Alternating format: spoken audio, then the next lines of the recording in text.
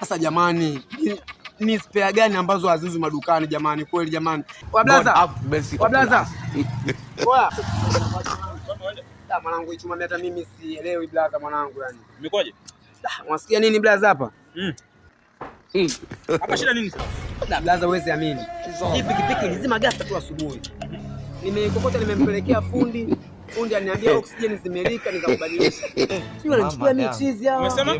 Oksijeni. Oksijeni imeisha? Mwenye uwanja wake kaingia sasa. Unaonekana wewe ni mgeni na hii kazi. Ndio blaza. Leo ndo siku ya kwanza naingia kazini afu istoshe na shoti kinaoma blaza wangu mwanangu.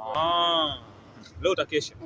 Blaza ninavyoona mimi nitakesha kweli kwa sababu toka asubuhi mimi naikokota. Umekokota kwanzia? Toka asubuhi kuanzia kule kwa Magufuli sijui kule. Sasa kila duka mimi nalo. Bana tusiwaelewe yani. Sikiliza. Yule upata oksijeni. Inabidi uende Kariakoo.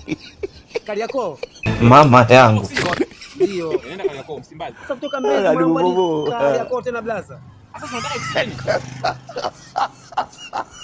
Sema nini? Asante. Hata hapo umenisaidia blaza. Hao wengine mwangu alikuwa sio ananidanganya sijui. Sasa ili usihangaike. Nenda Kariakoo Msimbazi. Msimbazi? Na unajua? Nitafika tu blaza. Mtaa wa Grey. Hapa mimi naanza kukokota blaza. I say, sitakufanya nini?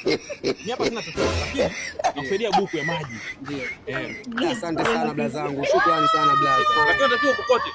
Usikubali mtu akupige mguu. Asinipige mtu mguu kabisa. Ukokote. Blaza nashukuru mwanangu. Kaingia sasa.